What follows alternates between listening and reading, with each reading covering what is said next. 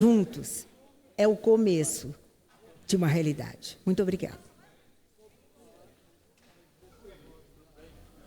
Muito obrigado, nobre deputada. Já passo ao segundo orador do grande expediente, deputado Rogério Marinho. Vossa Excelência dispõe do tempo regimental de 25 minutos. Obrigado, senhor presidente, senhoras e senhores deputados e deputadas. Nós estamos reiniciando um período legislativo no momento em que o Brasil começa a pautar nessa Câmara, no Congresso Nacional, reformas que foram deixadas de lado durante muito tempo, como a Previdência, como a modernização da legislação trabalhista, como a questão tributária, ações importantes para colocar o Brasil nos eixos. Mas eu quero falar hoje a respeito de um bem que representa, sem dúvida nenhuma, o futuro de todos os brasileiros, que é a educação.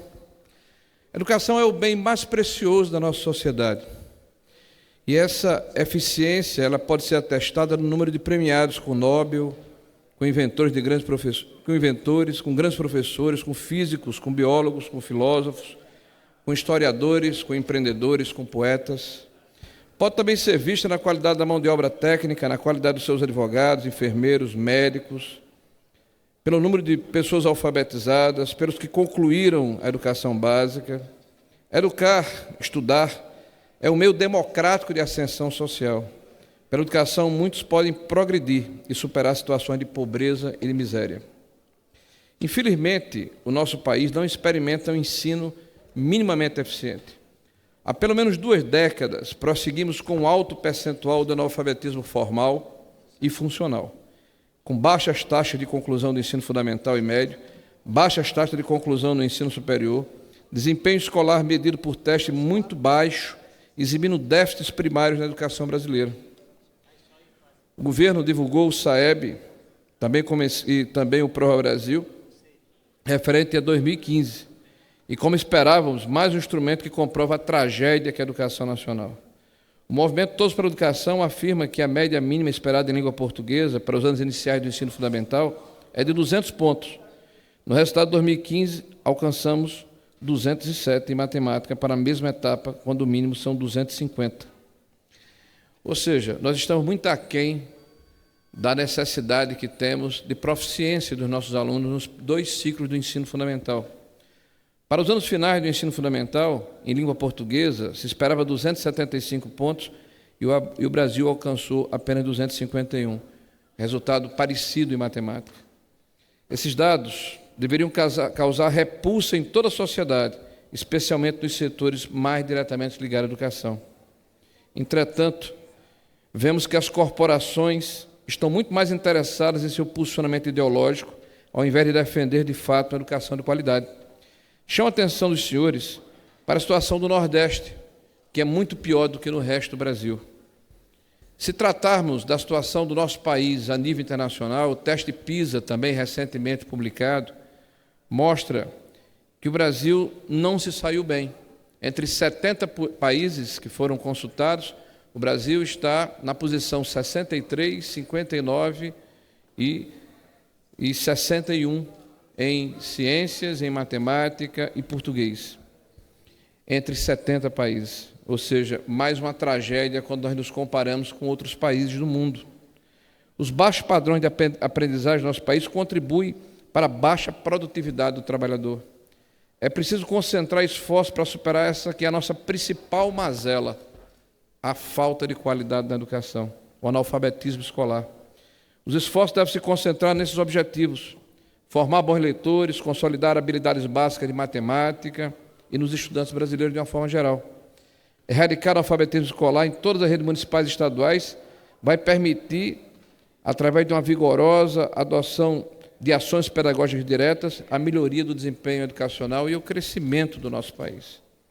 Os dados de alfabetização sugerem que é preciso unir esforços dos municípios e dos estados para melhorarmos esse processo. O ANA, que é a Avaliação Nacional de Alfabetização, em 2015, mostra que 56% das crianças que se encontram no 3º ano do ensino fundamental estão no estágio 1 e 2 de alfabetização, que corresponde ao analfabetismo formal ou analfabetismo funcional. Eu quero repetir, senhores, 56% das nossas crianças na terceira série do ensino fundamental não têm conhecimento adequado, mínimo, para serem consideradas alfabetizadas. Vocês poderiam imaginar que os outros 44% estão alfabetizados. Não, apenas 11%. Os demais se encontram em estágios intermediários. E a situação no Nordeste é muito pior, quando quase 40% dos estudantes nessa faixa se encontram no primeiro estágio, ou seja, analfabetismo formal e absoluto. Se nas últimas 2 décadas o ensino construtivista no Brasil foi um período em que nós prejudicamos enormemente a formação dos nossos professores. Após esse longo período, o desempenho escolar praticamente não se mexeu na sua curva de proficiência. E há graves problemas na formação dos nossos professores, que não há nenhum incentivo específico para mudar a situação, uma vez que os professores são submetidos a uma única metodologia e uma única forma de ensinar. Como falei anteriormente, o construtivismo.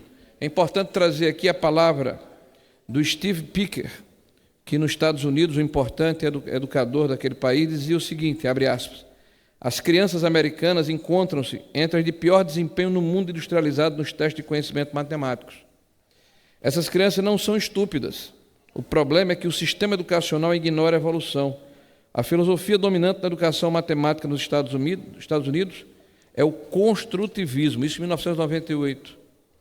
Uma mistura de psicologia de Piaget com a contracultura e a ideologia pós-modernista marxista. Esse também é um mal que assola as nossas universidades na formação dos nossos professores. O país, se quiser realmente ter uma educação robusta que contribua na geração de inovação e aumento de produtividade, terá de enfrentar as graves distorções da educação básica e fortalecer as redes que efetivamente são responsáveis pelo ensino fundamental e médio. Não custa reafirmar que é preciso uma completa reformulação da formação dos professores, com o objetivo de gerar impacto nas salas de aula e alcançar níveis aceitáveis de desempenho escolar por parte dos estudantes. Hoje, a formação do magistério é extremamente deficitária e a grade de formação dos nossos professores precisa ser urgentemente revista. Não é feito com evidência científica, ainda é excessivamente teórica e politizada. História, sociologia e filosofia da educação, geralmente de viés marxista ou pós-marxista. E não prepara, de fato, o professor para enfrentar a realidade cotidiana do sistema de ensino. Aí estão os testes para provar o que estou falando. O professor recém-formado geralmente não teve preparo para conhecer as etapas de desenvolvimento das crianças e jovens. Não está instrumentalizado para preparar as aulas. Não conhece em profundidade os testes de avaliação e a realidade do nosso aprendizado e não conheceu a diversidade de pesquisas empíricas sobre o ensino. Seria salutar a implementação da Avaliação Nacional dos Professores, que identifique quais são as principais dificuldades e quais são as maiores necessidades de formação. E, com base nessa avaliação, elaborar-se-ia um programa que auxiliasse os professores na melhoria da qualidade do desempenho de suas funções. Com esse intuito, apresentamos uma lei em 2015 que regulamenta o Sistema Nacional de Estatística e Avaliação da Educação Básica e, no seu escopo, prevê a criação do Censo Nacional dos Professores de Educação Básica. É preciso melhorar substancialmente a formação dos nossos professores, volto a afirmar, para que nas salas de aula voltem a ter qualidade no ensino e essa curva da proficiência se movimente. É preciso implantar e consolidar bons cursos de magistério. As escolas superiores precisam ser reformuladas. A reforma dos cursos de pedagogia é urgente e deveria ser centrada em fomentar o oferecimento de disciplinas voltadas para o conhecimento e indicadores de qualidade e como utilizá-los em sala de aula. É preciso fortalecer a criação de programas de capacitação para a utilização dos indicadores de desempenho da educação na nossa sala de aula. Nós temos um robusto sistema de avaliação que, infelizmente, não tem consequência no dia a dia dos estudantes da sala de aula. Há um histórico desde 1995 e, apesar dos testes realizados, o diagnóstico continua o mesmo: fragilidade na nossa educação e dificuldade de transmitir o ensino de forma adequada. Nos últimos 13 anos, a doutrinação ideológica se intensificou e os doutrinadores passaram a pensar que a prática é direito do professor.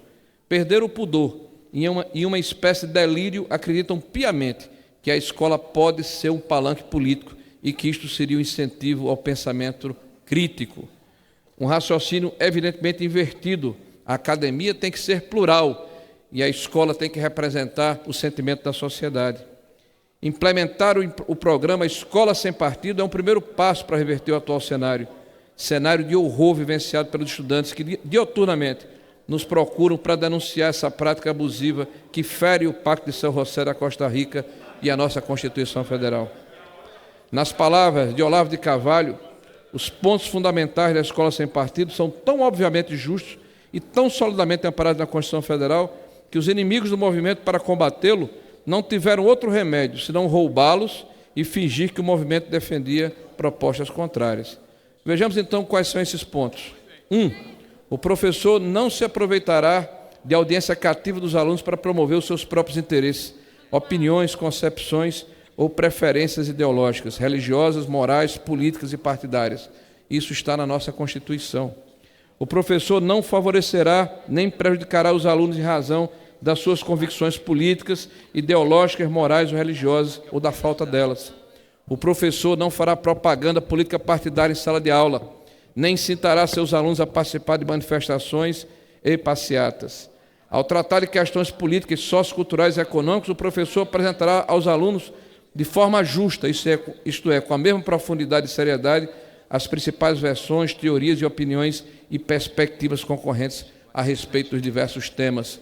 Hoje é uma hegemonia de um único tema e de um único partido nas escolas em todo o Brasil. Isso precisa mudar.